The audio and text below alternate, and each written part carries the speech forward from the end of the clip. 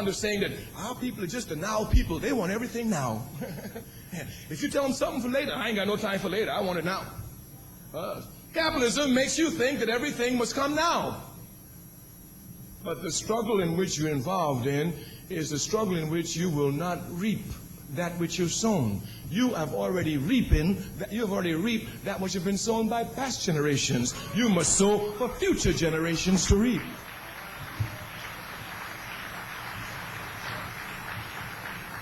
I'm so tired of brothers and sisters coming and saying, when are we going to enjoy the good life? It ain't for you, it's for the next generation. Do your work now for the next generation. When you work for your people, it is not what you receive, it's what you give.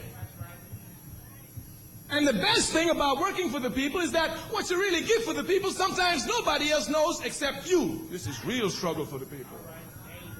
This is real struggle for the people. Thus, we must wipe out from our minds that the struggle in which we're involved in is going to give us any victories. The struggle in which we're involved in is an eternal struggle. We are not working for ourselves. We are working for generations to come. Therefore, what I've done, you ain't even begin to see. Generations later will come to thank us for the work we've done now.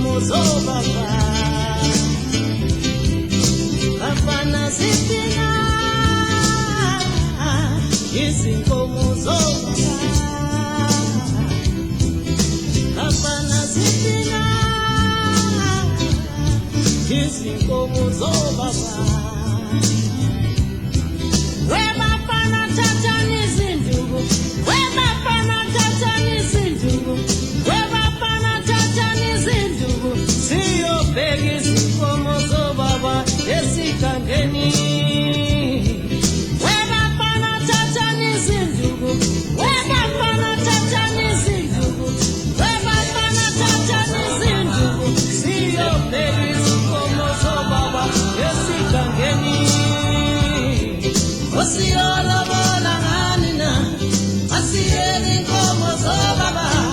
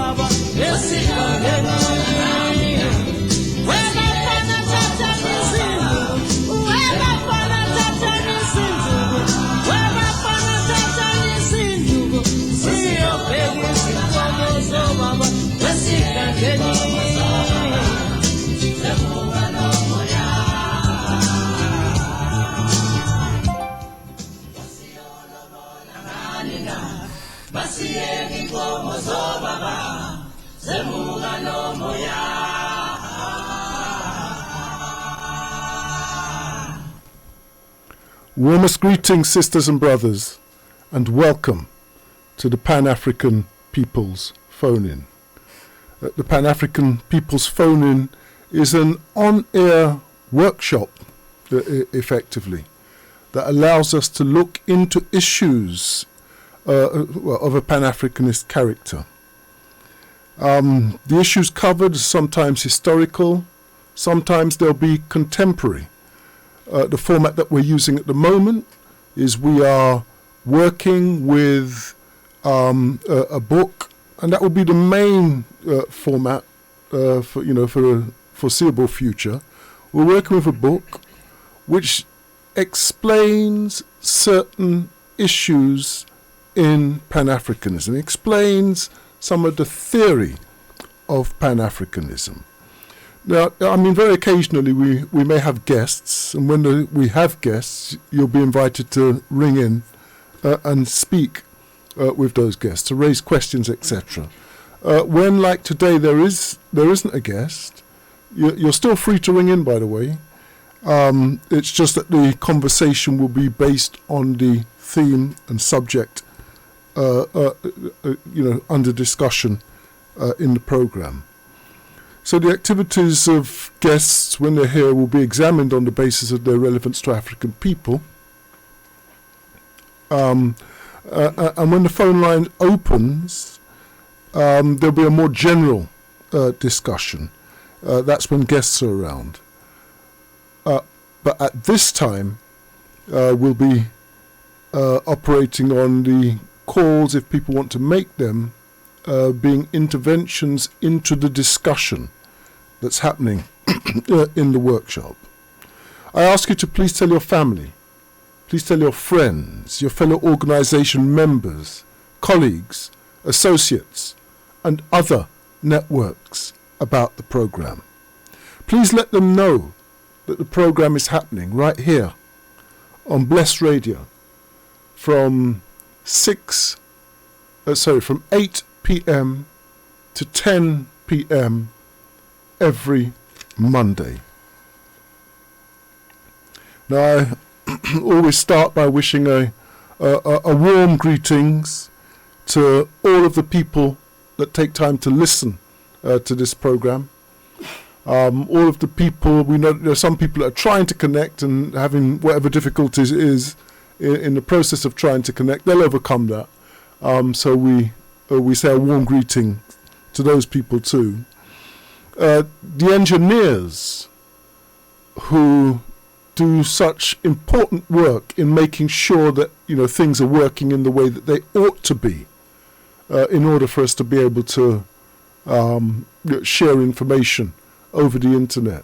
We say a warm good evening to our engineers, and to management, the management of the station, who provide the entire infrastructure effectively for us to be able to interact with each other and share learning experiences with each other. We say a warm good evening to the station's management.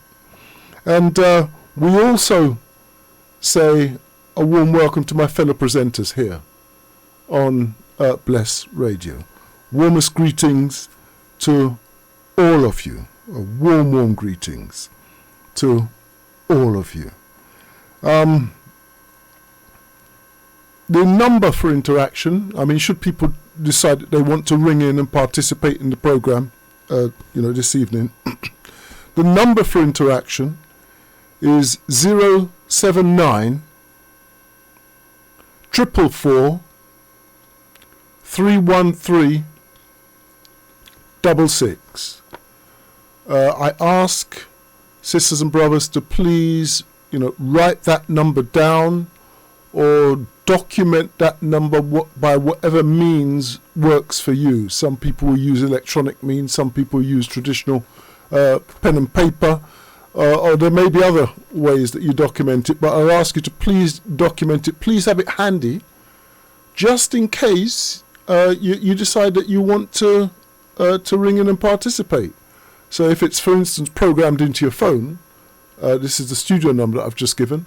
If it's programmed into your phone, you just hit a button and you're able to make a connection pretty much instantly. So I'll give that number out again, hoping that you've been able to get hold of whatever implement you're going to use to record the number. And the number for interaction is 079 444 313 66.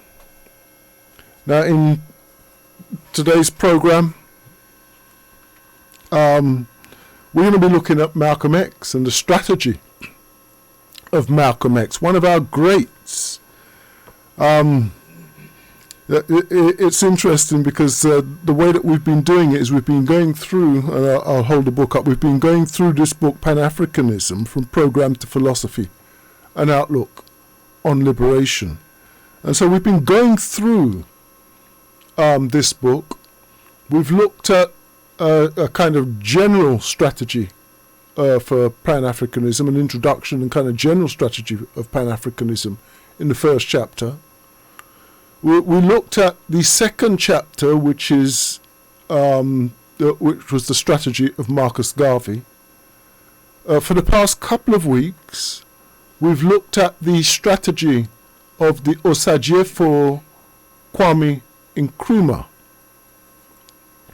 Now, the next strategy that we're going to look at, and that will complete the trilogy of Pan-Africanist strategies, if we treat those as separate from the general strategy at the beginning, is going to be Malcolm X's strategy.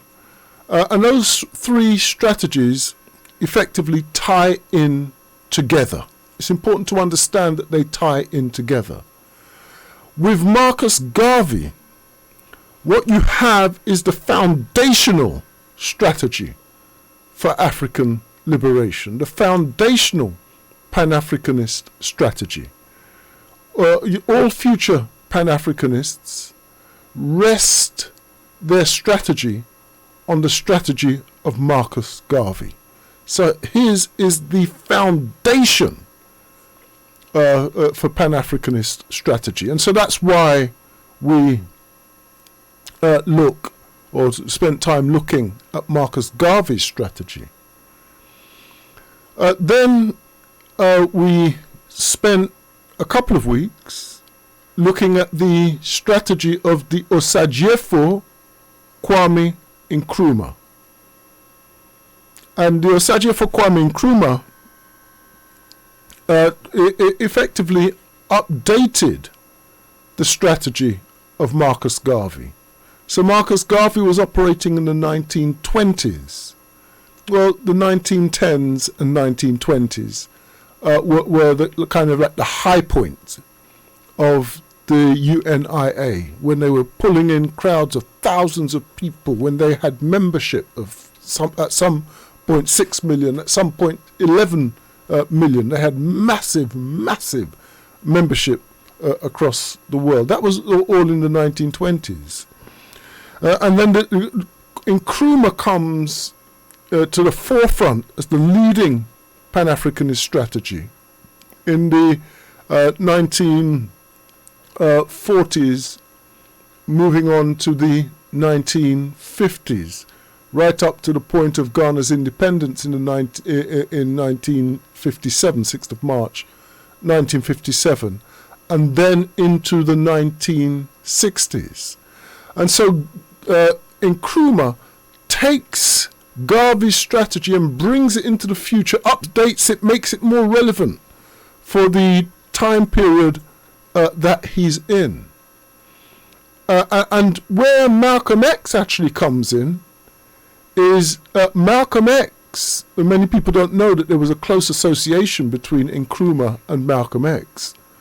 Malcolm X was taking care of or leading the diasporan part of the strategy.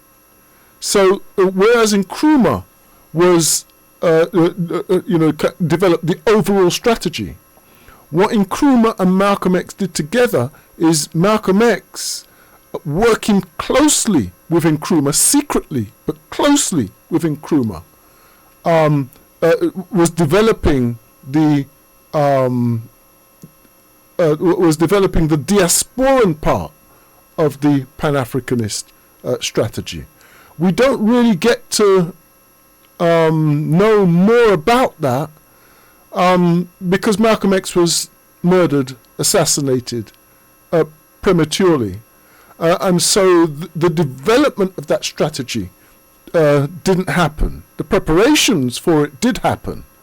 And Malcolm created an organization called the OAAU, the Organization for Afro-American Unity.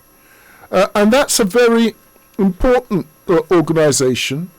He created more than one. He also created Muslim Mosque Incorporated. But Muslim Mosque Incorporated was for the purposes of worship. It was something that Muslims could be a part of, and it was really exclusively for Muslims. So it was a worshipping type forum. But the OAAU was for everybody. It was for all African people who wanted to contribute to the liberation of Africa. It was not bound by religion. So there was no requirement that you had to be of a particular religion to be a part of that organization. And the other thing about that organization was that it was developed in the shape of the OAU, the Organization of African Unity, which was leading the charge, or it was the attempt to lead the charge of African liberation in the 1960s. So when Malcolm developed the OAAU, he was actually bringing it into the umbrella of the OAU, working very, very closely with the Osagyefo Kwame Nkrumah. So the three strategies that we focused on, that's Garvey, that's Nkrumah, that's Malcolm X, are integrated strategies, and they need to be understood as one. And so, as I said, we're working from this book, Pan-Africanism from Program to Philosophy, an Outlook on Liberation, and I will, as usual, just give a brief outline of the book.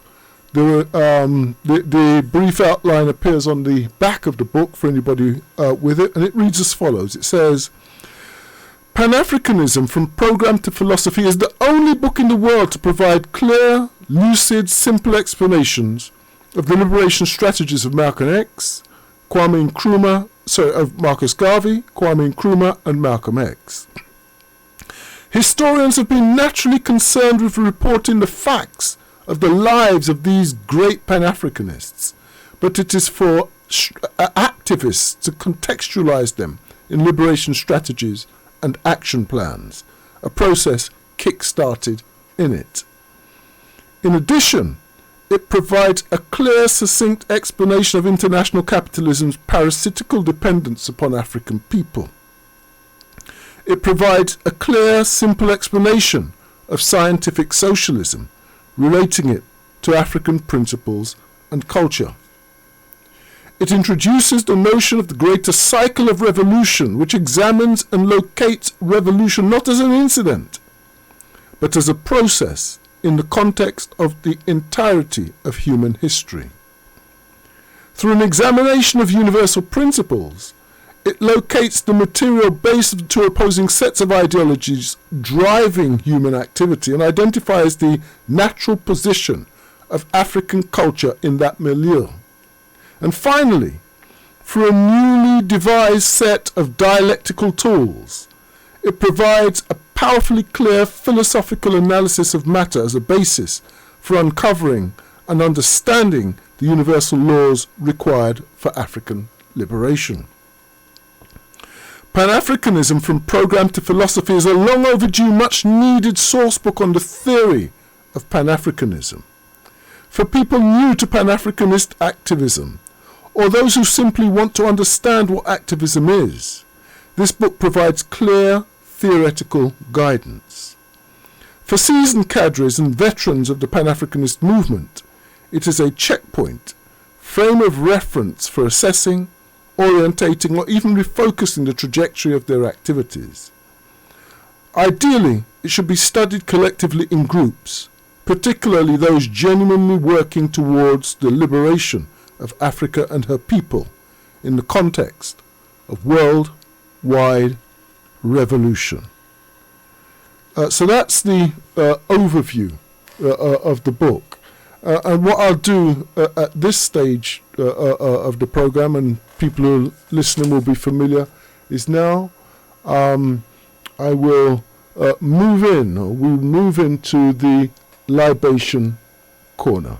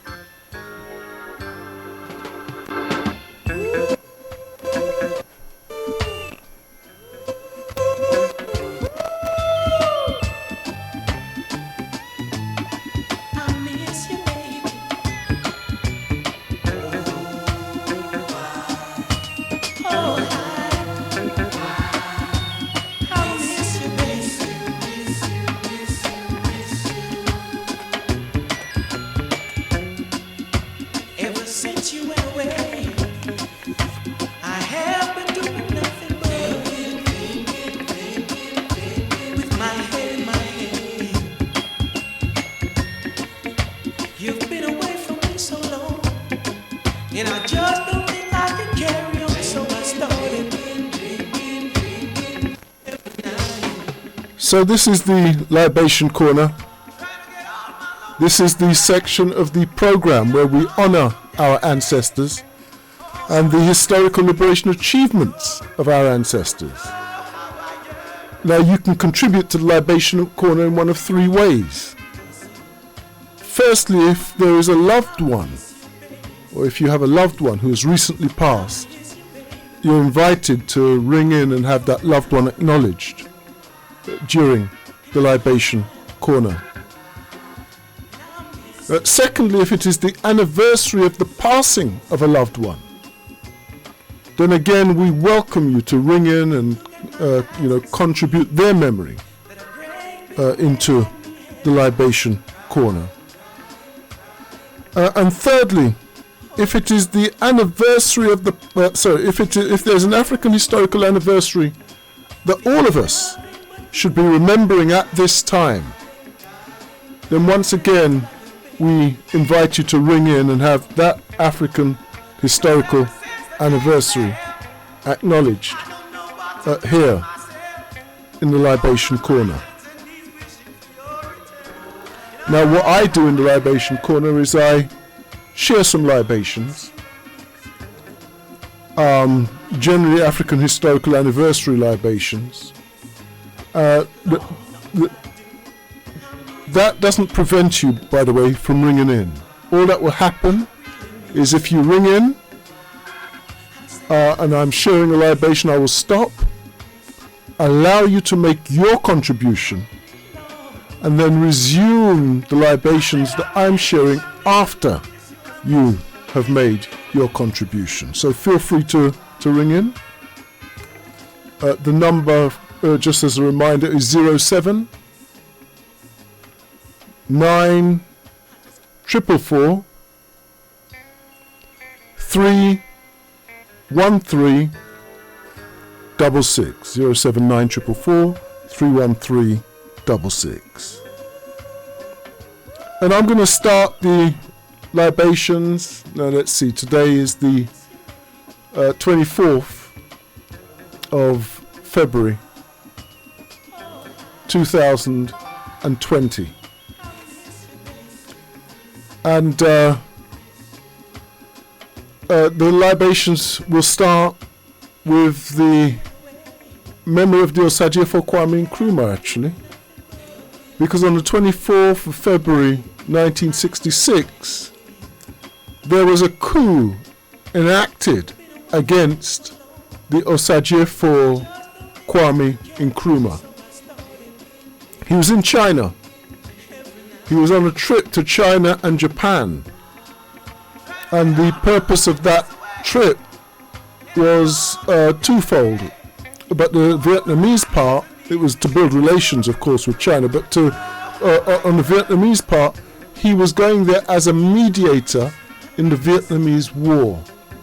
So he was trying to help to bring peace to that part of the world. And he was asked to do so, actually, by US Satan as well. So it was part of their plan to get him out of the way in order to effect the coup against him. Now, his flight left on the 21st of February. And what was supposed to happen, he was supposed to have been shot dead, assassinated, on the steps of the plane as he went up those steps. But the executioner, the assassinator, got cold feet and couldn't do it, and so he went, and the coup later happened on the 24th. But one of the reasons he was supposed to be shot on the steps of the plane as he mounted to go on that journey, one of the reasons he was supposed to be shot and killed was that was the first anniversary of the assassination of Malcolm X. And because they were not just friends, but they were the leaders of the African liberation movement worldwide, Osagyefo Kwame Nkrumah overall, and Malcolm X leading the diasporan portion. Because they were the leaders, the enemy wanted to make a statement by having both of them killed on the same day of the year. Thankfully that didn't happen, but sadly the coup went ahead a few days later. There's much more that can be said on that subject, but I'll hold that there and just say produce that as a libation for one of our greats, the Osagyefo Kwame Nkrumah. We also remember that on the 26th of February, going back to the year 1896, one of our ancestors by the name of J. Matzeliger, he patented the nailing machine. So you know you've got hammer and nails, and these days you have the nail gun with the air jets that push the nails in very fast, etc. Well, we were at the forefront of all of that process, and one of our ancestors created a nailing machine, the forerunner not to the hammer but to the air jet type nailing machines that we have in operation today.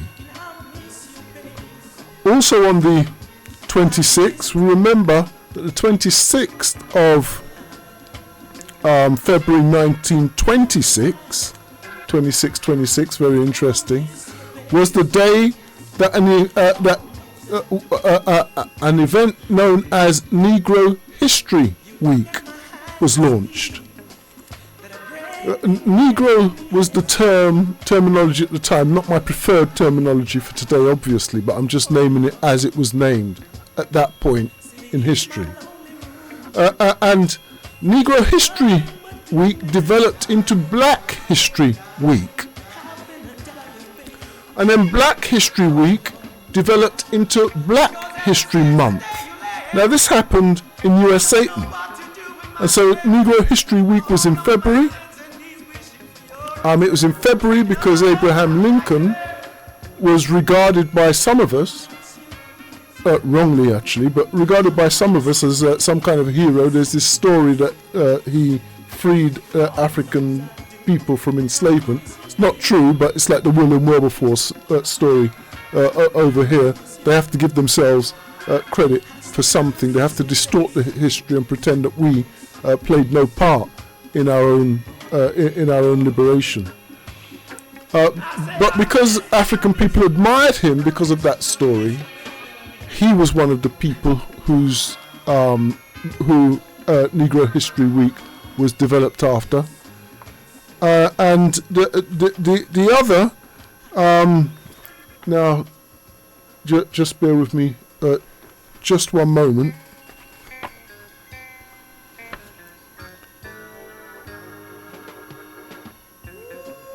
And the other, of course, was Frederick Douglass. Frederick Douglass, one of the giants of developing Pan-Africanism, as it was not last century, but the century before now. We're well into the 21st century now. So that eventually expanded and became a worldwide phenomenon. And here in Britain, African History Month is not celebrated in February, which was the original month, but here it is celebrated in October. So the origin of African History Month goes back to US Satan and is actually located in February. Here in Britain, in 1987 it was introduced, and it was placed. There's a brother by the name of Adai Sebo who was at the forefront of that process. There were others. Ansel Wong was involved in that process as well. There were others who were involved in that process, and they selected October as a more appropriate point for African History Month to happen here in Britain. So we remember Carter G. Woodson, the founder of African History Month, Frederick Douglass, and others who were other ancestors who were involved in that process. Now, moving on to the 27th, that is the 27th of October, sorry, the 27th of February. Going back to the year 1883, we remember that one of our ancestors by the name of W.B. Purvis patented a hand stamp. So you stamp your letters and all those kinds of things. Somebody had to create it, and African people were at the forefront of that process. V.B. Purvis was one of the ancestors at the center. And moving on to the 28th, we go right back to the year 1708. Because in 1708 there was a revolt of enslaved African people in Long Island. Long Island over there in New York, over in US Satan. And in that revolt, our ancestors, in the process of liberating themselves, killed something in the order of 7 Europeans. So we were always struggling and resisting against enslavement. Written into our DNA was that we had to resist. And this is one of the examples. Also on the 27th, going back to the year 1883. Oh, sorry. I did say 28th. Sorry, going back to the 28th. Going back to the year 1899. One of our ancestors by the name of A.C. Richardson patented an insect destroyer. Oh boy. So we know what mosquitoes can do. And, persistently insects can come over as a pest. And one of our ancestors decided to take action in that regard. And the final contribution that I'm going to make to the Libation Corner this week is to remind sisters and brothers that in 1919, that's 101 years ago, on the 29th of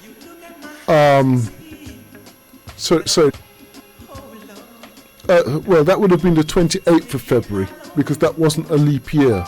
So we'll have to check the references on that. So it was the 28th, going back all those years, 101 years ago. The first Pan-African Congress took place. Now there's a difference between the Pan-African Conference, which happened in London in 1900 under Henry Sylvester Williams. He was the chief organizer of that conference. It was attended by W.E.B. Du Bois, who later became the lead organizer of the Pan-African Congresses. And the first of those congresses happened in 1919. We'll have to check the references, because that was not a leap year. 1920 was a leap year, and so it would have been the 28th of February. He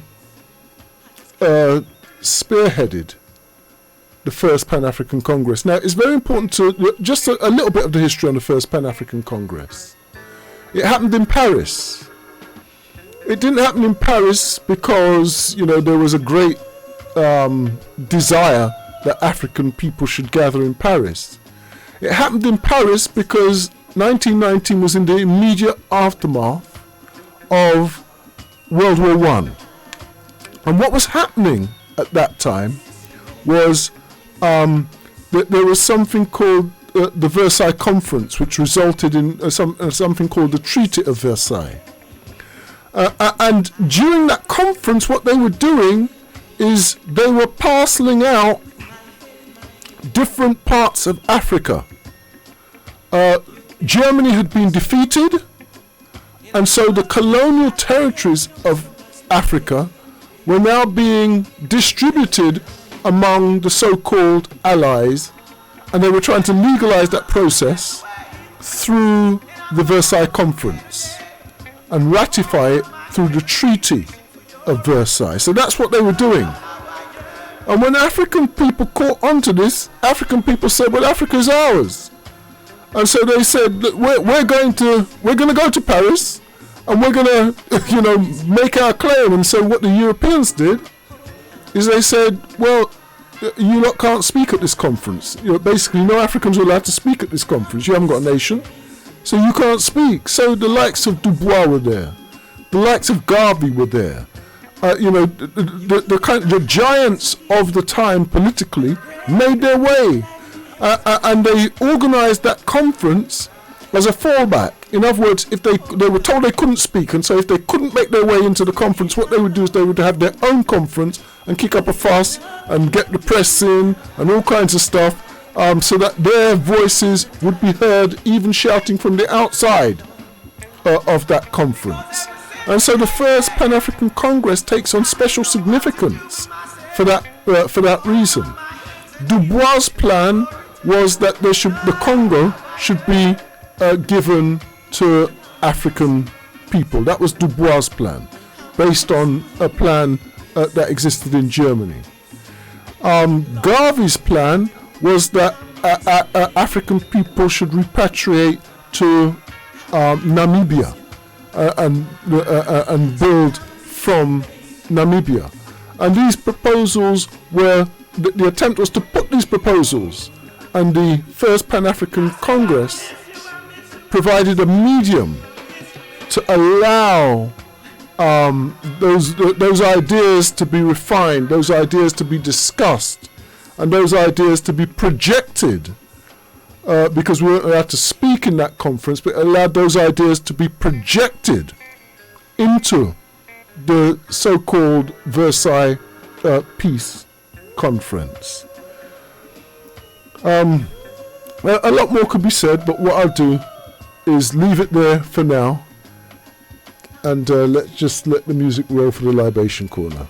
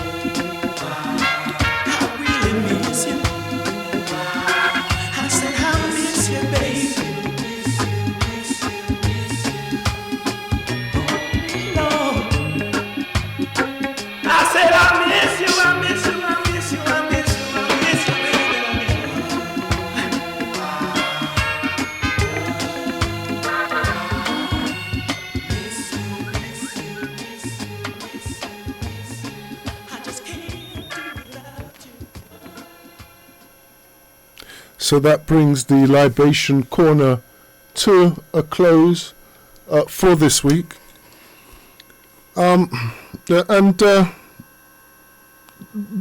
Before we go actually into the strategy of Malcolm X, it's not a long strategy, because he's dealing quite specifically with the diasporan part of the overall process. Just bear with me, just in case somebody's trying to get through. I'm hearing something which may indicate that somebody's trying to get through. If you are, please feel free to continue to try. Okay. I think I've got things set up just in case you are trying to get through. Let me just make a few points, preliminary points, just to maybe contribute to setting to the scene. It's not going to be a thorough preliminary, but the first thing I'm going to ask people to note is that Malcolm X was born into the UNIA in a very literal sense. Malcolm X, who was born on the 19th of May 1925, was born into the UNIA. His mother and father were both senior members of the UNIA. And what this means is that in Malcolm's case, he used to attend meetings with his father from the time that he was basically a baby. So as a toddler, he would be in the meetings. His father is effectively looking after him. As a young man, he would be in the meeting. So he was, learning through the discussions of his elders. He had to be in there and he had to listen to all what was happening. And it turned him into somebody who had a thorough understanding, a very thorough understanding of issues pertaining to African liberation. His father, incidentally, was murdered. I'm not going to do a history on Malcolm X here, but his father was murdered by European racists who tied him onto a railway line with the inevitable result that the train would eventually come and run over that section of the line, killing Malcolm's father in the process. And so for this reason, he was always very reticent in relation to Europeans. That they could do that to his father had an impact on him. Now, his mother, who was born of an African woman who was raped by a European man in the island of Grenada. Yes, Malcolm X is from Grenada. Was then left to bring up the whole family by herself. The stress of managing the whole family by herself caused her to have a mental breakdown. And then what happened as a result of her breakdown was Malcolm, along with some of his his siblings, was sent into foster care. And so Malcolm X was actually brought up, to some extent, by Europeans. So he had European foster parents. And whilst he didn't say bad things about them, he did not offer great compliments to them. So he didn't, express gratitude or gratefulness to them for being, his foster parents. And he likened the experience to the way that Europeans treat their dogs. I mean, they love their dogs, but the dog is still a dog. Some of them even have the dog come and sleep in the bed with them, but the dog is still a dog. There's a difference between humans and dogs.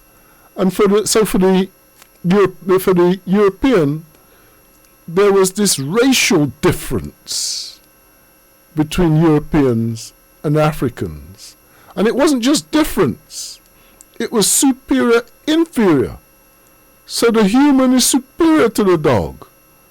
And in their mode of thinking, the European is superior to the African in their mode of thinking. And so when people used to put to him this fact that he was brought up by Europeans, he would remind them of the way that they look after their dogs. They feed their dogs, they look after their dogs, etc. They pet their dogs, they do all kinds of nice things to their dogs, but it doesn't mean that they regard their dogs as equal.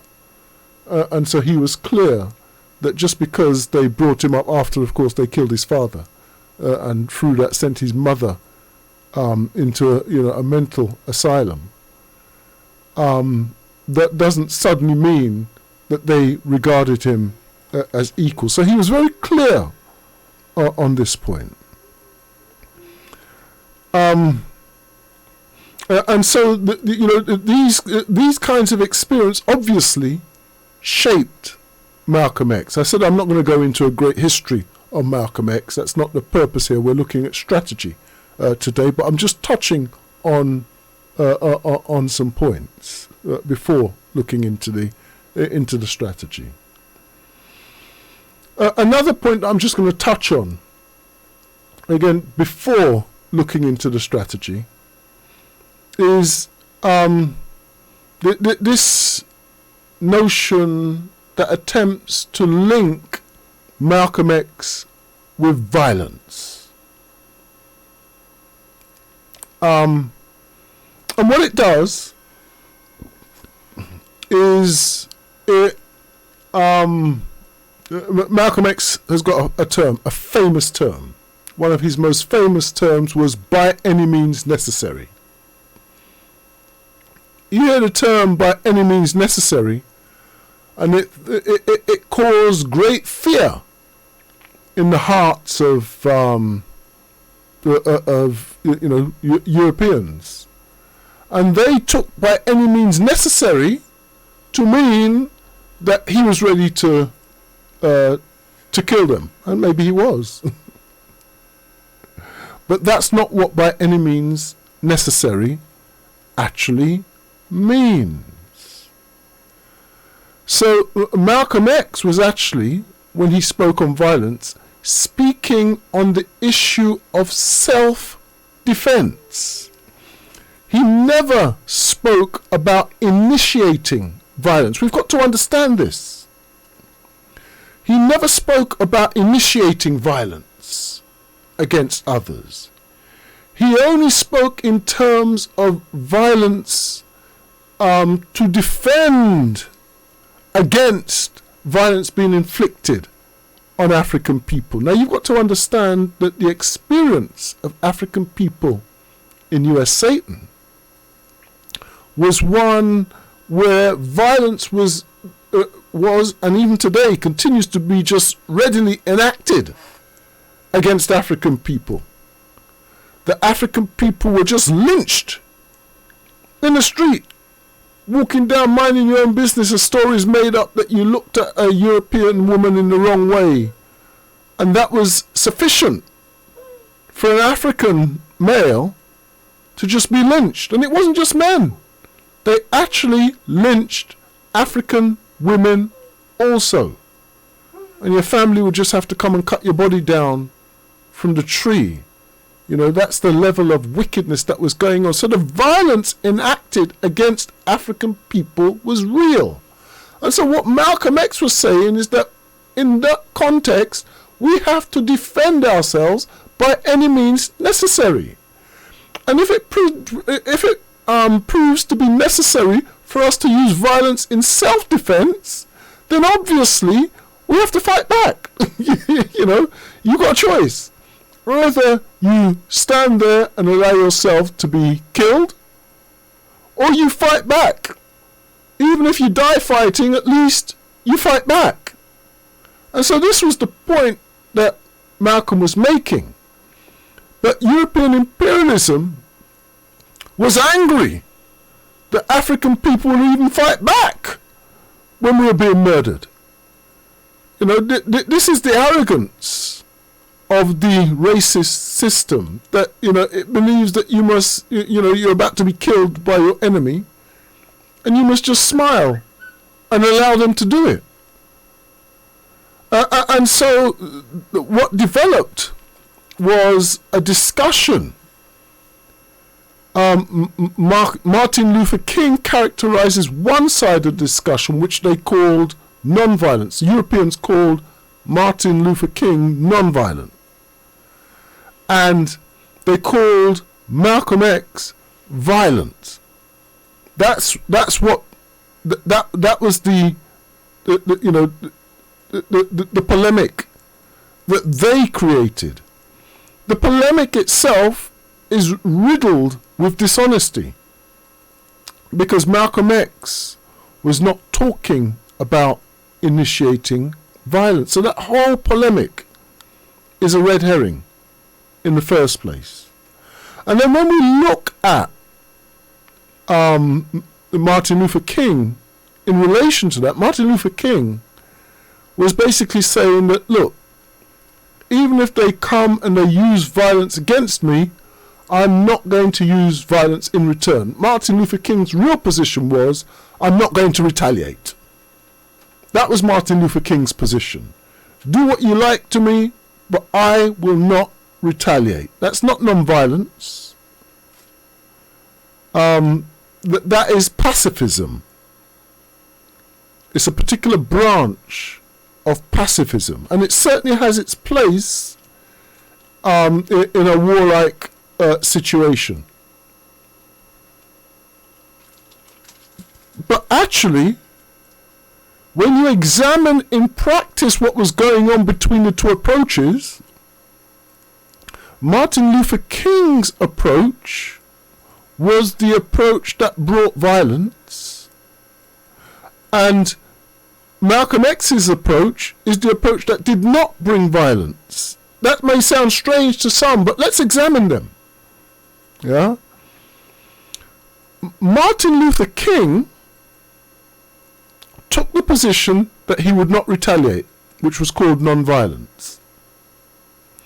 But then he deliberately put himself and others in situations where he knew it would cause violence. In other words, he went into places like Birmingham, Alabama, where you had the racist maniacs just waiting to exact violence against African people. If you turned up in that situation, there was going to be violence. It may not be the Africans initiating it, but there was going to be violence. If you didn't turn up, that violence wouldn't happen. So just by turning up, Martin Luther King was creating, at one level, creating a violent situation. And so in that sense, Martin Luther King's approach was violent. It was violent in the sense that an artificial situation was created where violence would erupt. African people in that artificial situation would not add to the violence, but the violence was going to be enacted against them. Whether it was the throwing of stones, whether it was the setting of dogs onto African people, the beating, punchings, kicking, or all kinds of other things that they were doing to African people, just walking down the road, etc., etc. That was violence that would not have happened had Martin Luther King not turned up. So in that sense, Martin Luther King's approach was violent. But when you look at Malcolm X, there was no part, there wasn't violence, not in the politically mature Malcolm X. there was the talk of self-defense. There was the willingness to defend if in a violent situation, but there was not a situation where Malcolm X went into a situation that would lead to a confrontation. In that sense, Malcolm X's strategy was the non-violent strategy. I'm just trying to help people to see the dichotomy from different angles to the sort that are usually projected. Another point that I'll share, and again, shift it so that we can see it from a slightly different perspective. It's this argument around integration and separatism. Now, Martin Luther King was in favor of Africans going into what were then exclusive European establishments. So our children were to go into schools which were reserved for Europeans only. We were able to use the same toilets, as Malcolm X reminds us, that Europeans used, whereas prior to that we used separate and inferior toilets. In theory, we could go into restaurants if we had the money. In practice, that was not necessarily the case, even if you did have the money. So this idea that Africans could go and do the things that Europeans were doing was at the heart of Martin Luther King's notion of integration. Or the term integration was put on it, not necessarily by Martin Luther King himself now, but the term was put on it. Malcolm X referred to the reality of the situation as it existed. Europeans had prevented us from using the things that they had and had given us a kind of second-class facilities for us to use for ourselves. And so Malcolm X's approach was that we should continue to work with those facilities and turn them into first-class facilities. An example of that is, and people often cite it, is this the so-called Black Wall Street, where a little economy in Oklahoma, African-run economy, started to outdo, the European economies around it, micro economies around it, and so we see the idea of developing at the community level and not needing to have European involvement in order to develop. So, so that was the difference in approach.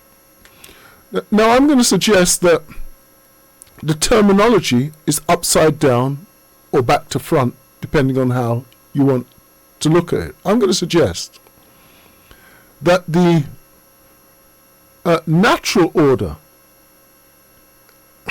is for us to integrate with Africa. And this was at the base of what Malcolm X was really talking about, that African people integrating is the reintegration into Africa. That's what real integration is. We call it repatriation.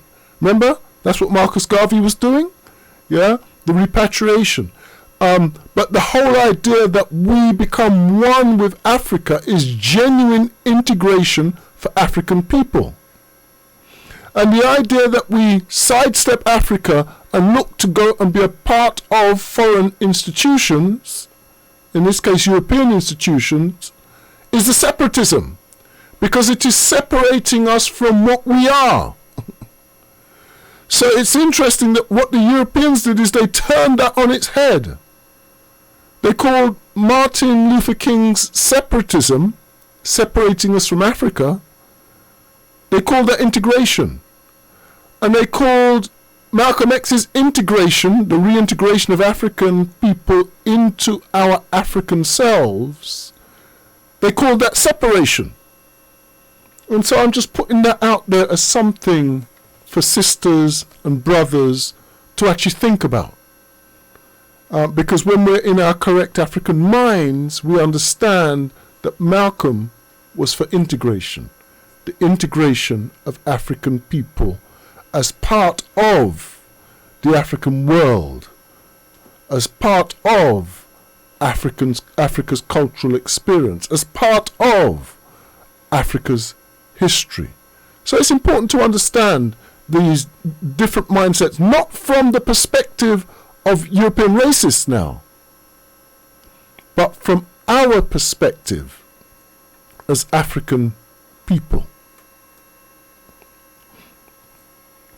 I'm going to make, let me see, should I make one more preliminary point? Yeah, let me make one more preliminary point. I think it's an important preliminary point to make. And it really speaks to the greatness of Malcolm X. Malcolm X was profound in his greatness, if we take time to study and understand him. There was a period in Malcolm's life when he was known as Detroit Red. Let me just explain. Malcolm had red hair because the man that raped his grandmother was a redhead. And so Malcolm actually had red hair. It's interesting, the terminology that exists, and this terminology comes out of the island of Trinidad. In Trinidad, they had particular terminology to describe different shades of African people. Yeah, and if you had a one parent African, one parent European, you were known as a mulatto. Yeah, the mulatto is an insult. I'm saying the word, but it's an insult. Yeah, it is the mulatto is based on the mule. The mule is a cross between a donkey and a horse. And when the mule is born, it's born unable to reproduce. So mules just live out their life and then they end at the death of the mule. So when a horse and a donkey come together, they can create life, but the life that they create cannot continue to create life. And so when the term mulatto is applied, it's an insult. But I say only to explain it. And the other language that I'm going to share here, I'm explaining, is for explanation purposes. Yeah. If you were somebody who had one African grandparent and 3 European grandparents, so in other words, you're 1/4 African and 3/4 European, the name that they had for you was quadroon. Quad, quarter, 4, etc. So the name that they had for you was a quadroon. So you had mulatto and you also had quadroon. Now if you look at your 8 great-grandparents now, yeah, so you have 4 grandparents, but you have 8 great-grandparents. If you have 1 African amongst your great-grandparents and 7 Europeans, that means that you're 1/8 African. the name that they had for you, and this was a registered system in Trinidad, the name that they had for you was Octoroon. So you were an Octoroon if you had, that touch of African in you. And in fact, the UNIA had a policy. They said if you have 1/16 of African blood in you, you'll be accepted as an African. As long as you accept that you're an African, the UNIA will accept you as an African. In other words, you can look like a European, but if you've got that drop of African blood in you and you want to accept that you're an African, we will accept you. That was the UNIA's policy. Now the other scenario was a scenario where you had somebody who was born but had three African grandparents, and one European grandparent. And this person was regarded as the most unfortunate of all. And the term that they used to describe the person who had European blood in them, but you couldn't tell, or you could hardly tell, because they were, as black, if you like, as the other Africans. Yeah, the term that they used to describe that person was Sambo. That's where the term Sambo actually comes from. It's got a technical meaning. It means that you are 3/4 African and 1/4 European. Now, okay, I've gone through and I've given a bit of an explanation of those things, but it's just to say that Malcolm X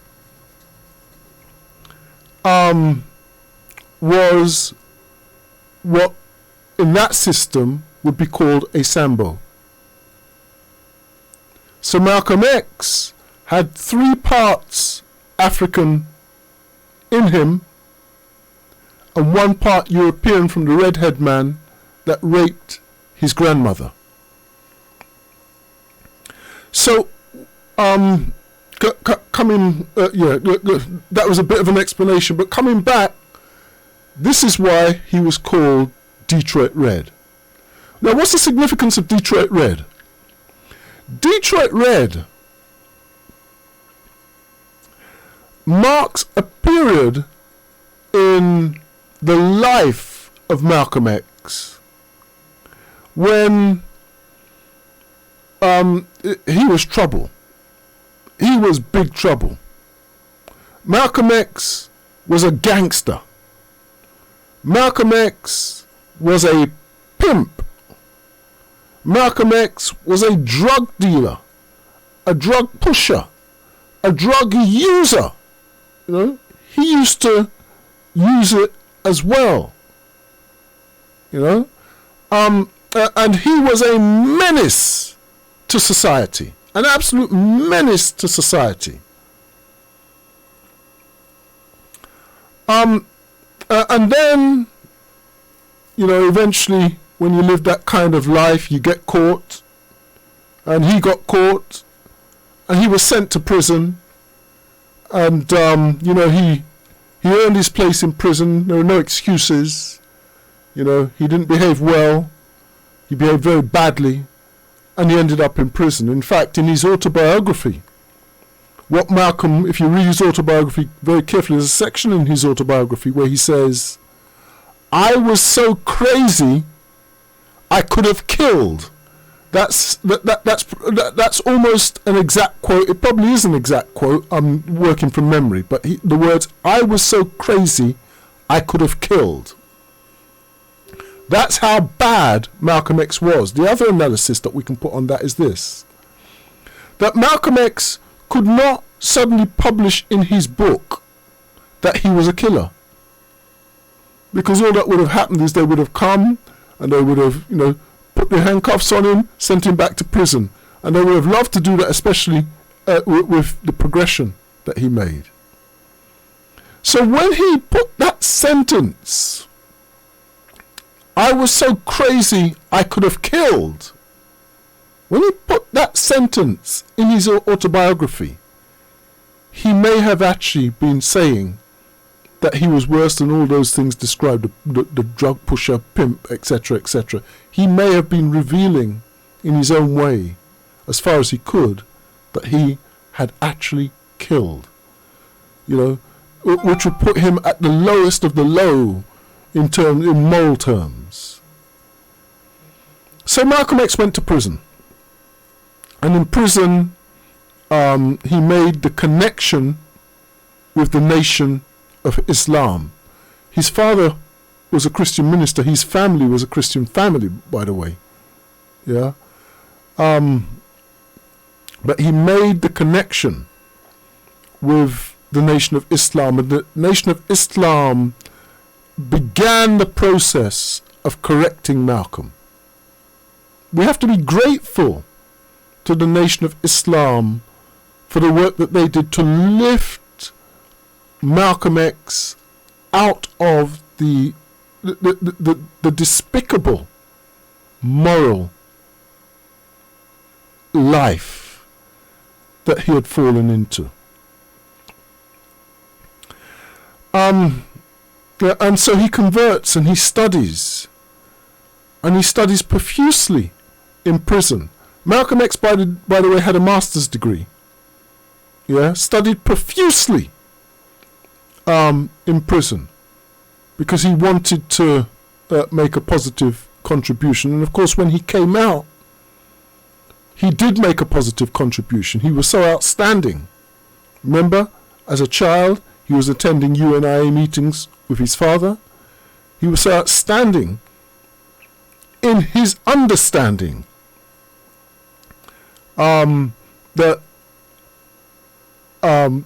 he was soon catapulted into a leadership position in the Nation of Islam, and he learned at such a prolific rate that his understanding of the dynamics of the world even outgrew the Nation of Islam. He moved to a level even beyond the Nation of Islam, which is where the splits and disagreements actually happened. And I'm talking about his political understanding moving to that heightened level.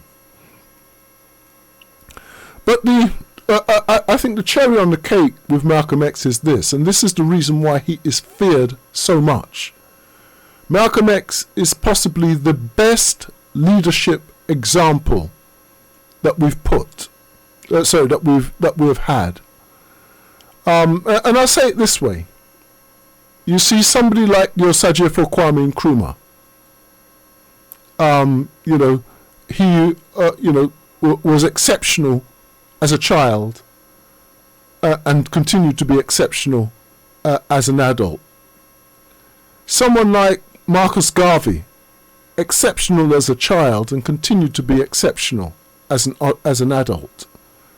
Someone like Martin Luther King, exceptional as a child and continued to be exceptional as an adult. And where all of them differ from Malcolm is that Malcolm went down to the depths. You see, capitalism has a place for our children as drug pushers, as people who will stab each other with knives or shoot each other with guns. Capitalism has a place for our children where they can be destructive, where they can be a menace to their own communities and a menace to society at large. And they're given that place to Malcolm X, and he became a leading pimp and all the rest of it. And he was just, to say badly behaved is to completely understate the extent or the depths to which he had fallen. But Malcolm X came from those depths, and he rose to become one of the most shining examples of African leadership in the history of our people. We must understand what that means. And the reason why Malcolm X is feared more than Martin, more than Marcus even, more than even Kwame, is because he is the example for our children who are out there doing the stabbings on the street right now. He is the example of our children who are doing the drug pushing right now. He's the example for our children who are involved in prostitution rackets, etc. He's the example for our children who are in prison right now. Because if Malcolm X can do it, it means that any of our children who are in those depths, who are in the lowest point that you can imagine, it means that any of them have the potential to rise up. Malcolm X symbolizes the resurrection in life. We're not talking about resurrection after death. He symbolizes the resurrection in life. And if he can rise in the way that he did, then all of the children that we've got out there that we might think there's no hope for, that have been buried, as they thought they'd buried Malcolm X, all of those children have the potential, therefore, to rise up and become Malcolm X's. And if we can achieve that, and Malcolm gives us the example to show us that we can, we will become unstoppable as a people. And this is one of the reasons why so many distortions are put out about Malcolm X. This is one of the reasons why so many stories, false stories about him hating Europeans and all these kinds of false stories are created around Malcolm X. Because if we catch on to more than his politics, but to the example of his life, and more than that, if our children catch on to the example of his life, African people will, in a nutshell, become unstoppable. So I want that to be a message. I'm just sending that out as a message. And I hope people will discuss that message, even if you don't want to discuss it on air. I hope that you'll discuss it amongst yourselves. I hope that you'll take it to your children, talk to your children about this aspect of Malcolm X. And we will go on to look at a strategy subsequent to that. But what I'm going to do now, Malcolm X was assassinated on the 21st of February, 1965. Today's the 24th of February.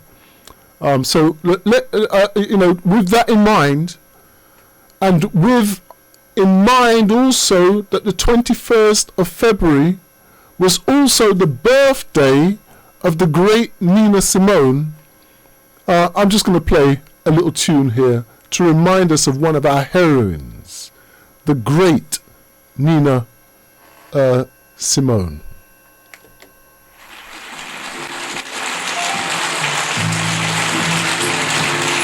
Thank you.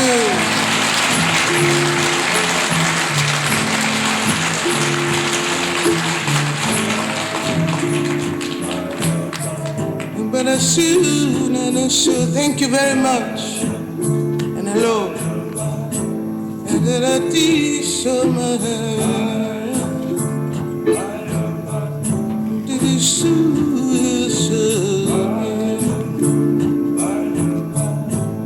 Down to my grave,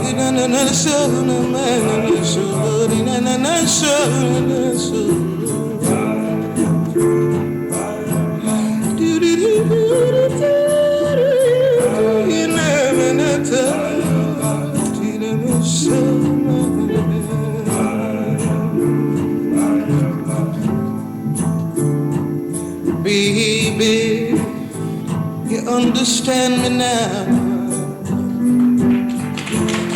If sometimes you see that I'm mad, no one can always be an angel. when everything goes wrong, you see some bad. But I'm just a soul whose intentions are good. Oh Lord, please don't let me be misunderstood. You know, sometimes I'm so carefree with a joy that's hard to hide. Most of the time all I have is worry, and then you're bound to see my other side. But I'm just a soul whose intentions are good. Oh Lord, please don't let me be misunderstood.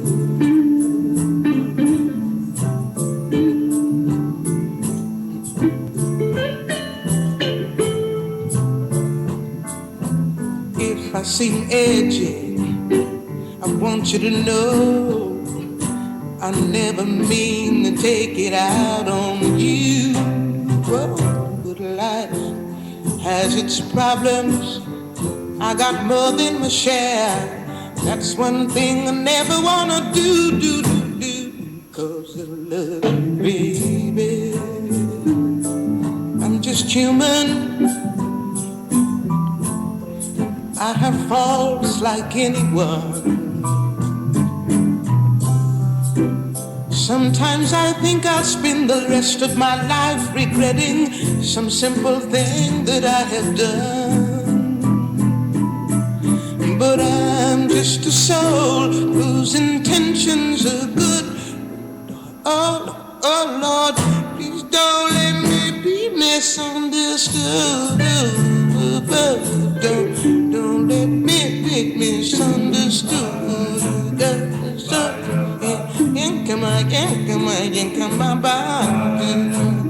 Don't let me be misunderstood now.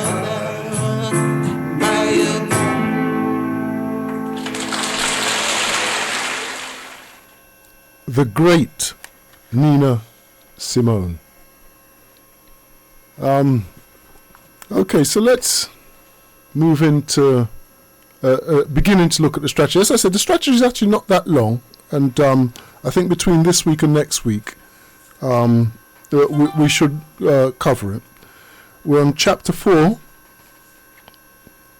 the African Liberation Strategy of Malcolm X, and 4.1 is entitled A Diasporan African Worldview Seen Through the Eyes of Malcolm X. Unveiling the Strategic Message, 4.11, Unveiling the Strategic Message of Malcolm X. And it reads as follows.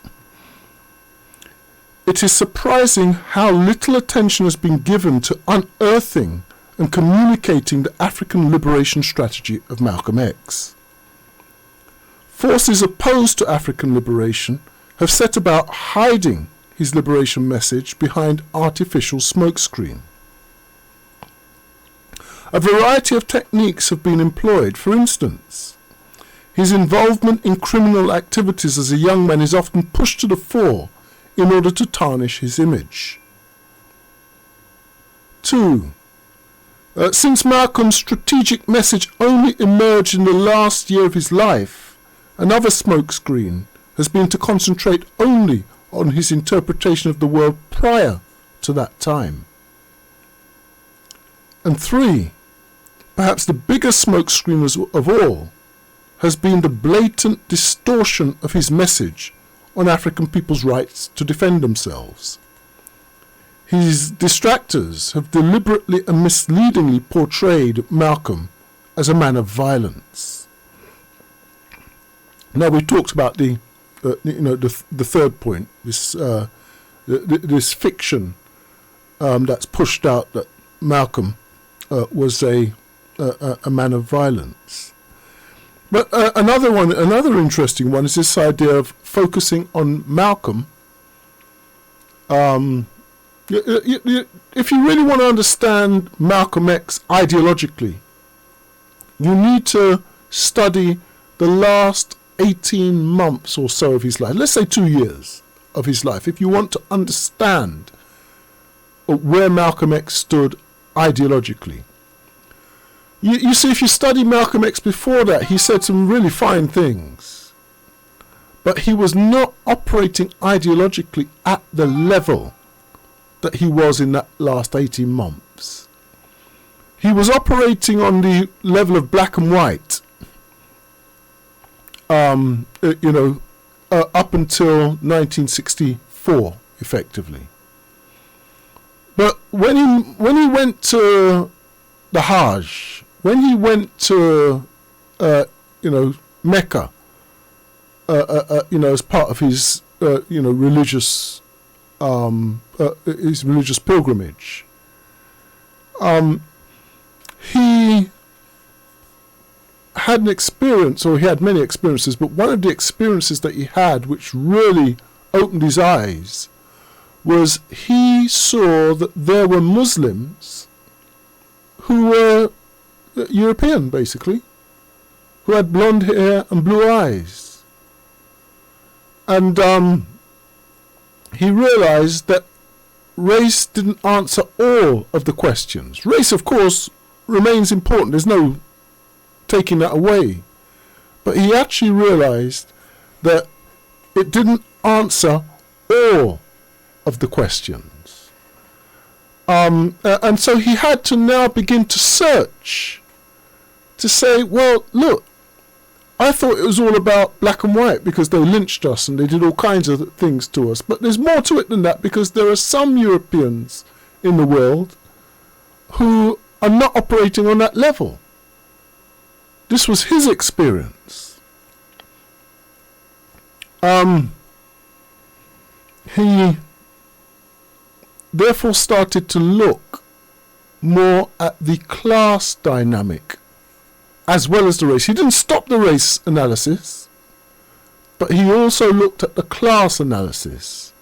And when he combined the race and class analysis, and in his latter years you see him actually beginning to develop a gender analysis as well, when his analysis moved beyond just race to race, class, and to some extent gender, he was now developing at an ideological level in a way that helped him to better understand the world, because the world is not simply black and white. And so when people want to distort Malcolm X, when people want to give you the wrong impression of Malcolm X, and there are plenty that want to do that, one of the ways that capitalism uses it is to use some of the things he said earlier in his development to tarnish him, so that people won't listen to the things that he said later in his development. So that in his early development he spent a lot of time saying that the white man is the devil. That was the language that he used, and that was the currency, that language was the currency in the Nation of Islam at the time. It's still there now, but the Nation of Islam over time have learnt that this is not the really an appropriate way to move forward as a liberation organization. And so you don't hear the Nation of Islam using this term so much anymore. But in the 60s, that was the language that they used. And Malcolm reached a point where he realized that no, this is not, that is not good enough. And when he parted from the Nation of Islam, he stopped using that type of language. He understood the weakness implicit within that type of language. So there was a developing Malcolm. And so the way the enemy uses him is to pick bits out of his earlier development, which they can use against him. If they can pick bits out of his criminal time that they can use against him, they'll use that. But most people realize that that's he grew past that, and it's very clear that he grew past that. But most people don't know Malcolm well enough to know that he grew past his phase in the Nation of Islam. Some people can't tell the difference between what he was saying when he was in the nation and what he was saying subsequent to that. And so some of the reactionary things that he said, like white man is the devil, can be used against him to tarnish his reputation and to switch people off before they've had a chance to learn of the greatness, the great analysis that came out of this ancestor. So, continuing on. It is even possible that one of Malcolm's greatest assets may have been specifically highlighted with a view to obscuring the strategic plans that he was seeking to guide diasporan African people towards. Malcolm was a brilliant orator, a genius with words. The power of his smartly composed sentences, composed with his razor-sharp debating ability, has caused some people to genuinely admire him on the basis of his outstanding abilities as a communicator. Some may be even impressed with his chosen form of communication, and they may not necessarily have captured the essence of his strategic African liberation message. So, what they will do, even in their universities and stuff, when they study Malcolm X, is they will get students to dote on just how brilliant an orator Malcolm X was. How he was just so brilliant in his delivery, so brilliant in the way that he put words together, so brilliant in the way that he delivered the message. And they will get you so busy examining the form that they will be at the same time guiding you away from the content, guiding you away from the actual message. So busy looking at how the message is presented that the essence of the message is bypassed. And so this is another method that's used in order to, if I can put it this way, assist people to not understand Malcolm X. Moving on to the next section, 4.12, entitled Malcolm X's Aim. Start with the end in sight. Malcolm X moved from being a commentator on matters relevant to African people to being a Pan-African strategist. His strategy highlighted the particular contribution of diasporan African people in the overall process of the African liberation struggle and how this contributed to their own liberation in the West. However, he was murdered before he had the opportunity to put his strategy into place. Despite this terrible tragedy, he has left a legacy through his last year of speeches that allow us to piece together key elements of the liberation strategy that he intended to follow. So, Malcolm X made a number of speeches in the last year of his life. And he went round the world making, well, I say round the world, round the European world, really, making speeches. He even came here. He spoke here at London School of Economics. He spoke here at Oxford University. They had an overt racist running in a ward in Birmingham called Smethwick, and basically he was running on a platform of hatred against African people. And Malcolm X went up there, to debate him. Came over to this country, went up there to debate him. Malcolm X was going to go to France. Well, he got to Paris. They wouldn't let him in. They prevented him from actually entering. Made up whatever excuses they had and just wouldn't let him enter France. So he was all around US Satan. He went round Europe, etc., etc., and he was making speeches. And let me just say this: it's going to come up in the strategy anyway. But let me just say this: that Malcolm X was doing his work in the African diaspora.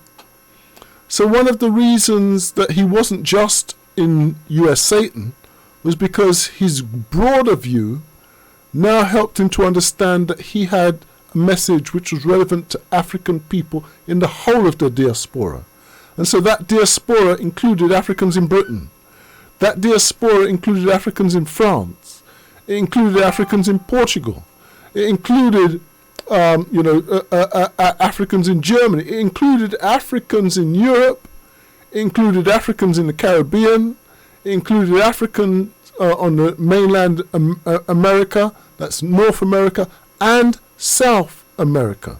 So he began to see his role, and this was through working with the Osage of Kwame Nkrumah, he began to see his role as mobilizing the whole of the African population outside of Africa.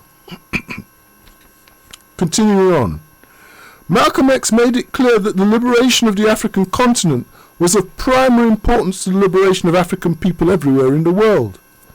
The examination of his ideas demonstrates that this was one of four basic premises undermining the African liberation aim that he espoused. These premises are, so the first of his premises were that African people must win Africa to be liberated. Now, this is no different from Garvey. So he was a child born into the Garvey movement, born into the UNIA. So it's quite natural that he would see this central point. Africa is the richest continent in the world. Whoever controls Africa become the most powerful people in the world. If African people want to become powerful, if African people want to be liberated and become powerful, African people must control Africa. So he was very clear. That is the fundamental tenet upon which his strategy is built, that Africa must be liberated. African people must control Africa. So that was the first fundamental tenet of his strategy. The second is African liberation will occur only after African people have collectively taken full and exclusive control of Africa's land. And you remember, he had famous sayings like, land is the basis of all power. Yeah. Africa's land, of course, it has the most wealth, and if you control the land with the most wealth, you have the most power. So African people had to control African land. That was the second tenet of his strategy. The third tenet driving his strategy is that a liberated Africa will provide protection for her children in the diaspora. In other words, if we want to be protected from deaths in custody, from our children being excluded from school, from having the worst housing, for being the in ratio terms the highest represented in the unemployment queues.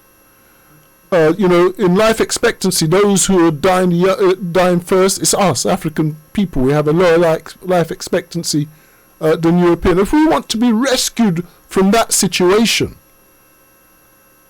and more, what he was saying is we had to have the protection of a liberated Africa.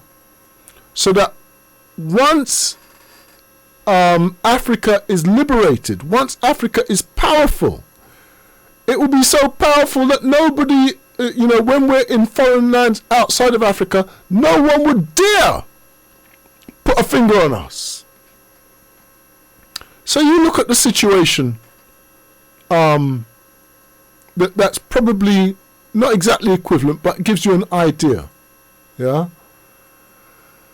Chinese people, if you go back to, about 1950, those kind of times, Chinese people were not treated as badly as Africans, but they were regarded with real disrespect by Europeans. Yeah? Terms like, and I'm not using this offensively, I'm just using it technically, terms like coolie, and those kinds of terms, yeah, which were applied to Chinese and South Asians. Yeah? Terms like Qing, used in a derogatory way, etc. There was an anti-Chinese type racism also. It would never sank to the depths of anti-African racism now, because we went through the whole gambit. We were actually enslaved and our land completely taken over. They didn't manage to take over the whole of China. Yeah, Britain managed to get Hong Kong. They couldn't get the whole of China. The Chinese people just about held on. Yeah. But still, they could get a bit of their land, so they could, treat them with disrespect. But what's happened since the Chinese Revolution is China has shot up. China has become now a powerhouse economically. And, the Chinese, up until very recently with all this corona stuff that's happening, you couldn't say a bad word against Chinese, because their land is under their control, their economy is under their control, their economy is now vying for the position of number one economy in the world. They are powerful. You can't mess with them. So Europeans can't mess with the Chinese. The Chinese say, look, we're not letting you have any products out of our factory. The Europeans are in trouble. Because remember, all of the industries that they had over here, the car manufacturing and all those kinds of things, that's gone in China, There's no more British Leyland. Even Rolls-Royce building their cars now in China. If the Chinese down tools on them, they haven't got anything. So they have to treat the Chinese with respect. And so Malcolm X understood this principle. He understood this point. And so he was able to, as part of his strategy, as one of the pillars of his strategy, he was able to determine that if we have a liberated Africa which offers protection to our children in the diaspora, that we will not be harmed. And notice, when they have deaths in custody, you notice no Chinese die. Africans are dying all the time. We haven't got anything protecting us. But they wouldn't dare kill a Chinese. Even now with all this corona thing, they wouldn't dare kill a Chinese. Chinese are safe. They can walk anywhere. Nobody trouble them. Because their government is so strong. Their government is so powerful. And the fourth pillar on which his strategy stands is that the African motherland cannot be truly free until the diaspora are also free. So, this idea of independence that was happening during the 1960s, which was very important, it was a very, very important development. Without us here being free, without us here being free from deaths in custody, free from our children being thrown out of school, free from all of those kinds of issues that we face here, high unemployment, all those kinds of things. Without us being free from that, Africa is not really free at home in the motherland. So he was seeing a direct link between African people in the motherland and African people in the diaspora. And one set could not be free without the others being free. So to read on. Malcolm X was very specific about his African liberation remit. Time and time again he reminded us that he was focusing on resolving the plight of 22 million diasporan African people oppressed within the borders of US Satan. His aim was to create for them living conditions free from racism. This would help to create a situation where they could genuinely experience equality, freedom, peace, and security. So, initially, when Malcolm X spoke about Afro-Americans, that was a term that he used quite a lot. He used the term Afro-Americans quite a lot. His reference point was African people in US Satan. The 22 million African people in US Satan. That was the constituency that he was planning for initially. That would change, but initially that was his understanding. Reading on. However, this aim could not be achieved in isolation. The 22 million diasporan African people in US Satan were part of the wider African diaspora in the West, which Malcolm estimated to be in the region of 100 million people. Freedom of African people in US Satan was inextricably linked to freedom of diasporan African people in other parts of the Western world. This group included diasporan African people in North, South and Central America, including the Caribbean islands.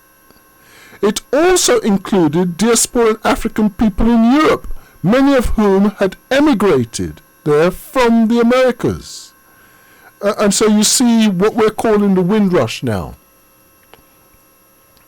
That so-called Windrush generation, we are descended of African people who were enslaved in the Americas, because the Caribbean is part of the Americas. It's part of the American continent. And so Malcolm understood this. And so this is what informed his visits over here to Britain in the final year of his life, his visits to France. So, places like Martinique and Guadeloupe, Africans left there and went to France. In fact, they're so confused, the French, that they pretend that Martinique and Guadeloupe are actually a part of France. So that if you catch a flight from Martinique to Paris or from Guadeloupe to Paris, they class that as an internal flight in France. Just sheer madness, total and utter confusion. But that's the way the French do it. Reading on. African people in the diaspora could only be free when their mortal enemy and oppressor, the capitalist system, or as Malcolm called it, the international power structure, was destroyed. They therefore had a common interest in grouping together to work for capitalism's destruction. However, even when African people in the diaspora united and put all of their resources together, they remained seriously outnumbered and lacked the power and control to control the capitalist state machinery, because they were seriously outnumbered, outflanked, and outgunned. So we still have a serious problem here, and Malcolm X was very clear about the seriousness of that problem. In other words, we are too few in number to be able to control this part of the world. African people will never control, well, I say never, that's not quite the case. We're not even trying to control it. But, the chances of African people controlling Britain is negligible, virtually non-existent. If African people combined in Britain constitute 5%, and when I say combined, they're separating us now into mixed race, this and whatnot, that, and all the rest of it. If you put all of that together, you get about 5% now of the British population. That's what we make up, including children that we've had sometimes with people who are not Africans. If you put all of them together, we make up about 5% of the population. Now, 5% of the population is not enough to win any kind of democratic structure over. You can't win a democratic structure over with 5% of the population. So we are always going to be at the margins of this society, and where we're not at the margins, it will be kind of tokenism, where Europeans are pretending to show good grace by allowing us in.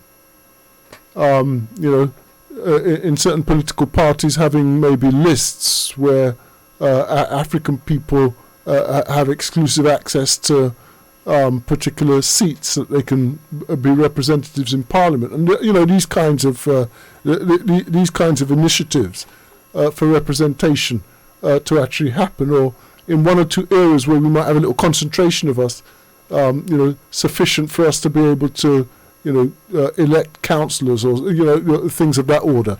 But we're never going to have the power to be able to rule this country in our interest. And even if you look at US Satan, where an African was elected, they say elected, some say selected, to the position of president of US Satan, in that position, he did nothing for African people. There were no initiatives which were to the specific advantage of African people throughout the entirety of his presidency. Why? Partly because of his own attitude, but there's a more general issue that as a constituency, 10% of the population, we're not big enough as a constituency to be able to make the appropriate demands, if you like. Now we know that there are other groups that are smaller in number than us, who are better organised, who have managed to make inroads.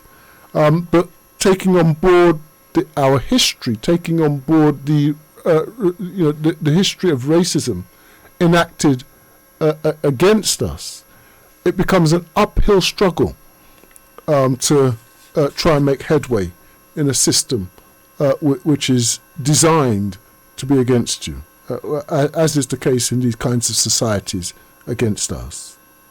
Reading on. African people in the diaspora could only be free when their mortal enemy and oppressor, the capitalist system, or as Malcolm called it, the international power structure, was destroyed. They therefore had a common interest in grouping together to work for capitalism's destruction.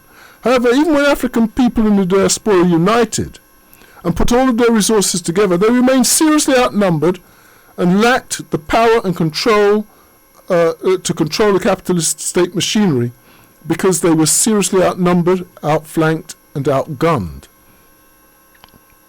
In order to be able to tranquilize, subdue, or even destroy the oppressive anti-African capitalist system, it was necessary to have a totally liberated African motherland. A liberated Africa would be in a position to offer protection to her oppressed children in the diaspora. A strong continental-wide government could use its power in the international arena to force Western capitalist governments to respect the human rights of African people who were oppressed within Western nations' borders. The role of continental African governments in protecting the diaspora and African people placed a special duty on another important group of African people. This was the group of African people born in the diaspora, but who had made the conscious decision to repatriate to the African continent.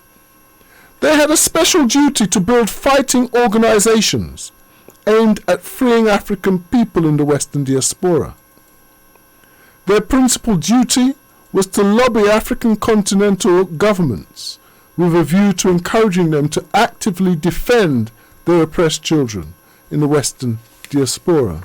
So what he was saying is that, those of us that decide that we're going to return to Africa, we were not just going there on holiday. We were not just going there for a little bit of fun. What we were doing, we had duties when we got back there. And those duties involved lobbying the governments there in order to get them to do their part in putting pressure on the governments where we are. And so we can see an example. It's a bit of a tangential example, but I'll give it. And we noticed that African people from Jamaica recently were deported to Jamaica. They made up whatever stories about criminality, and then they deported a number of African people to Jamaica. And it's African people who were born in Jamaica, which is why they were deported there. Yeah. Now, what he's saying, if you regard those people as repatriees, what he's saying is that people who have gone back home, quote unquote, people who have gone back home need to be lobbying the government to say, look, you've got to give protection to our sisters and brothers in England or in US Satan. We live there. We know what hell they're going through. So we're telling you what they're going through, and we want you to understand what we're saying so that in your diplomatic circles you can tell them to lean off. You can tell them to stop oppressing African people. This is important. Very, very important to understand. And so Malcolm was saying that there is a requirement on African people who have returned home, or even if it's the Caribbean in this example, who have returned home, to get those governments to act in the interests of the people they left behind in foreign places like Britain. And reading on, the liberation of the African motherland was therefore the critical catalyst in the process of freeing African people everywhere. This means that Africa and the liberation of Africa is of primary importance to African people everywhere. This in turn means that there is a duty on all African people everywhere in the world to play a part in the process of liberating the African continent. However, since the African motherland cannot truly be free if her children in the diaspora are not free, there is a corresponding duty on African people on the continent to work towards the freedom of their sisters and brothers who were stolen and then left stranded in the Western diaspora. So, what I'm going to do now is let's just hear another tune from the great Nina Simone, remembering that it's Nina Simone's birthday was the 21st. She came into the world on the same day of the year, that is, that the great Malcolm X was taken from the world. So let's see, let's hear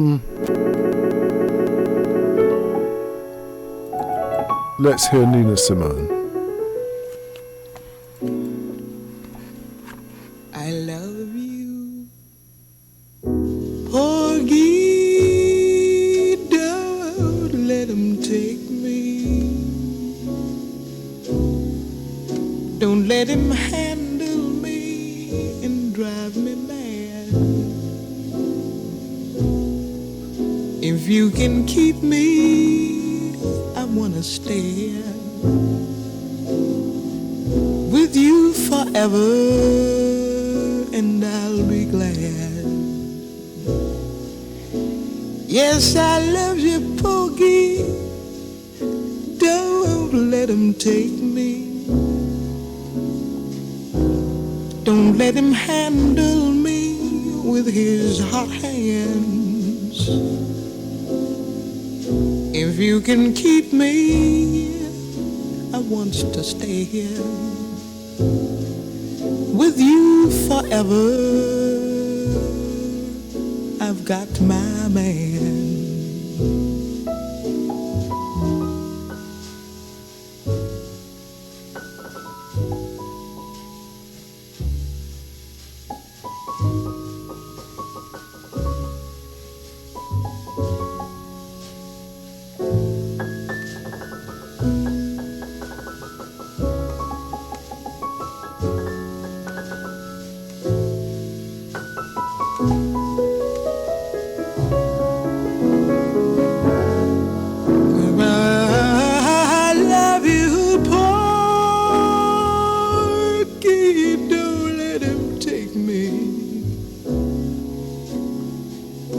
Don't let him handle me and drive me mad.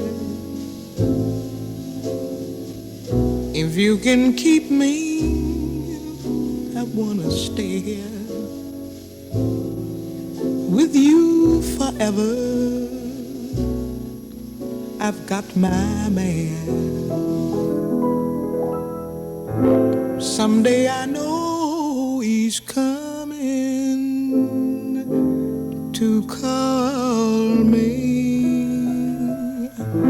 He's going to handle me and hold me so. It's going to be like dying, Porgy, when he calls me. But when he comes, I know I'll have to go.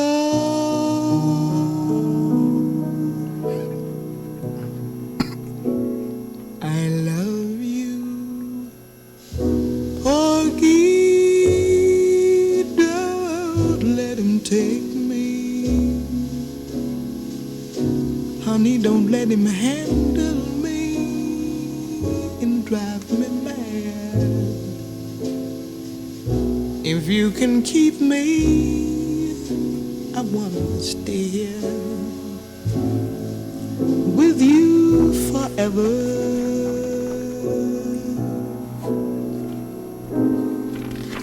I've got my man.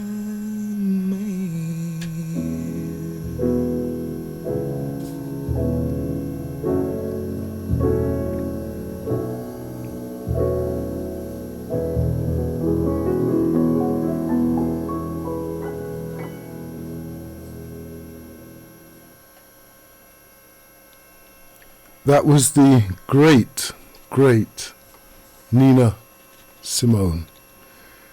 For those of you that are waiting for our brother Astamari, I'm absolutely delighted to let you know that he's in the studio. He's roaring to go. So I will not be, occupying any more of his space. My brother, I don't know if you want to come in and just say a quick hello or greetings. Okay. He'll be with us very, very shortly. So I think with that, it's really now for me to really sign off, saying goodbyes for this week's program. So let's see how we're going to just make this happen.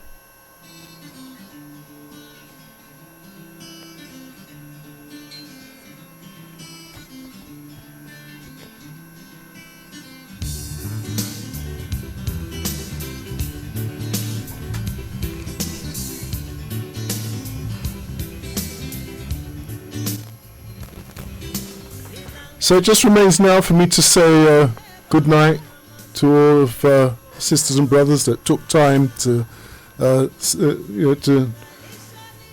really be a part of this evening's program.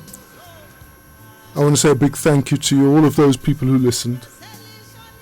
I want to say a big thank you also to my fellow presenters who together we provide a structure of programming that I hope you find interesting and varied and useful. I want to say a big thank you to the engineers who are always in the background, constantly in the background, double checking, triple checking, making sure that things are working as they ought to, and thanking them for the work that they've clearly done in the past 7 days to just heighten the quality of the equipment. We thank them. I want to say a big thank you to the station's management for the important coordinating role that they have and perform in making this facility available to our community. But most of all, I want to say a big thank you to my ancestors, our ancestors, without whom none of us would be here today. My name is Brother Omowale. I bid you a good evening and invite you to join me same time next Monday. That's from 8 p.m. until 10 p.m. Monday evening, right here on Blessed Radio. Love and respect to you all. Asheo.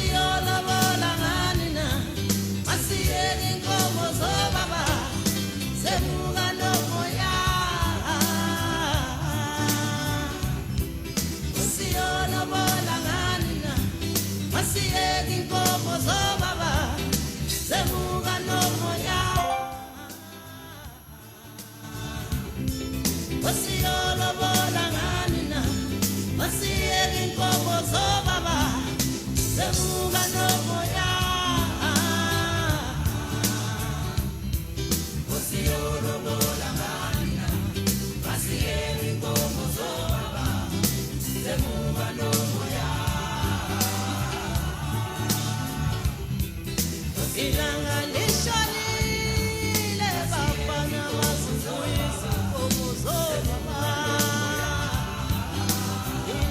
lisho